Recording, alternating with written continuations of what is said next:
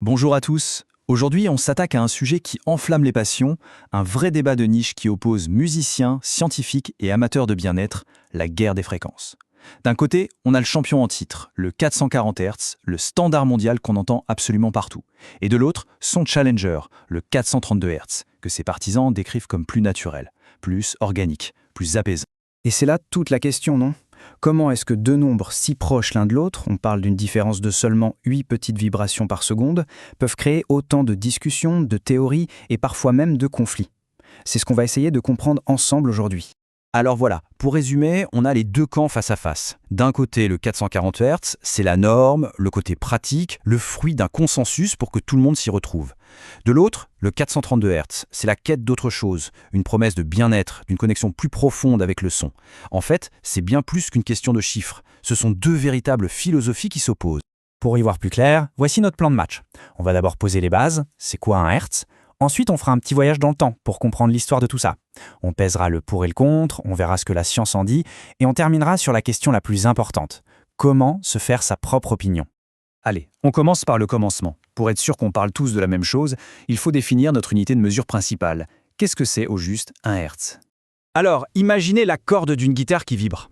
Le Hertz, c'est tout simplement le nombre de fois que cette corde va et vient en une seule seconde. Quand on parle de 440 ou de 432 Hz, on parle de la note La, celle qui sert de diapason pour accorder tous les autres instruments. Un La à 440 Hz, ça veut dire que l'onde sonore vibre 440 fois par seconde. Plus le chiffre est grand, plus le son est aigu. C'est aussi simple que ça. Et ce qui est fou dans toute cette histoire, c'est que la différence qui est au cœur du débat, c'est seulement 8 Hz, 8 petites vibrations par seconde. C'est un décalage d'à peine un quart de ton. Honnêtement, pour une oreille non entraînée, c'est très très subtil. Et pourtant, pour les défenseurs du 432 Hz, cette minuscule différence change absolument tout. Bon, maintenant, petit retour en arrière, parce que, et c'est important de le savoir, le 440 Hz n'est pas tombé du ciel. Il n'a pas toujours été la norme, loin, très loin de là.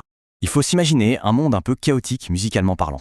Chaque région, chaque grand compositeur, chaque orchestre avait son propre accordage. Par exemple, à la cour de Lully, à Paris, au XVIIe siècle, on jouait avec un La très bas, aux alentours de 405 Hz. Mais à la même époque, à Londres, on poussait les instruments bien plus haut, jusqu'à 451 Hz, pour avoir un son plus percutant, plus brillant. C'était une richesse incroyable, mais c'était aussi un vrai casse-tête pour les musiciens qui voyageaient et pour les fabricants d'instruments. Alors, comment on est passé de ce bazar à une norme unique? Eh bien, ça s'est fait progressivement. En 1859, la France a essayé d'imposer un standard à 435 Hz. Mais c'est surtout l'industrie musicale américaine, au début du XXe siècle, qui a poussé pour le 440 Hz. Pourquoi? Pour des raisons pratiques tout simplement. Et en 1955, c'est devenu officiel la norme ISO mondiale. La décision était donc motivée par la commodité, pas par une quelconque recherche d'harmonie cosmique. Ok, on a vu la version officielle. Mais alors, pourquoi est-ce que tant de gens, aujourd'hui, militent pour un retour au 432 Hz? Qu'est-ce qui les motive? C'est le moment d'écouter leurs arguments. Et les arguments sont vraiment variés, et souvent assez poétiques. On trouve l'idée d'une pureté mathématique. Si on additionne 4, 3 et 2, on obtient 9, un chiffre qui a une forte symbolique dans plein de cultures. Il y a aussi cette idée de résonance avec la nature, avec les fréquences de la Terre, du cosmos. Mais l'argument qui revient sans cesse, c'est vraiment le ressenti. Les gens décrivent un son plus chaud, plus plein, moins agressif, qui procure un sentiment de calme et de bien-être. Et cette citation, elle résume parfaitement ce qu'on peut lire un peu partout. On ne parle plus seulement de musique qu'on entend avec les oreilles, on parle d'une expérience totale, presque physique. Les partisans du 432 Hz décrivent un son qui semble vibrer à l'intérieur d'eux, un son qui les enveloppe et qui amène à une relaxation vraiment profonde. Face à des ressentis aussi forts, on a forcément envie de se demander, d'accord, mais la science, qu'est-ce qu'elle en dit? Est-ce qu'on peut mesurer objectivement une différence? Eh bien, la réponse de la science est prudente. Pour être honnête, il y a très peu d'études sérieuses sur le sujet. Une étude italienne a bien trouvé une toute petite différence dans les ondes cérébrales liées à la relaxation, mais les chercheurs eux-mêmes ont conclu que c'était trop faible pour être vraiment significatif. Donc, à l'heure actuelle, il n'y a absolument aucun consensus scientifique. Et il faut comprendre pourquoi c'est si compliqué à étudier. D'abord, il y a le fameux effet placebo. Si on est convaincu qu'une musique va nous détendre, il y a de grandes chances qu'elle nous détende. Ensuite, pour bien faire, il faudrait comparer deux morceaux parfaitement identiques en tout, sauf la fréquence. Le même enregistrement, le même mixage, c'est quasi impossible à faire parfaitement. Et enfin, on est tous différents. Ce qui me relaxe peut en agacer un autre. On se retrouve donc avec deux récits qui s'opposent. D'un côté, une croyance dans le pouvoir intrinsèque de la fréquence, et de l'autre, une explication qui met en avant la psychologie, nos attentes et le contexte historique. La science ne dit pas que les gens ne ressentent rien, elle suggère simplement que la cause est peut-être plus complexe qu'un simple chiffre. Alors, où est-ce que ça nous laisse tout ça? Si la science ne tranche pas, est-ce que le débat est clos? Au contraire, ça nous ramène à ce qui est peut-être le plus important, notre propre expérience. C'est un point absolument crucial. On a tendance à balayer l'effet placebo d'un revers de la main en disant « Ah, c'est juste psychologique ». Mais c'est une erreur. L'effet placebo est la preuve incroyable du pouvoir de notre esprit sur notre corps. Si croire au bienfait du 432 Hz procure un bien-être réel, alors ce bien-être est réel. Point. Peu importe le mécanisme exact. La meilleure façon de se faire une idée, c'est donc de tester soi-même. L'expérience est simple.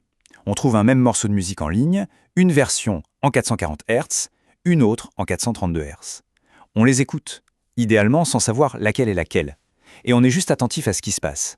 Est-ce que le corps se détend? Est-ce que le son semble plus rond, plus chaud? La seule réponse qui compte à la fin, c'est la sienne. Et peut-être que ce débat peut nous ouvrir à une réflexion plus large.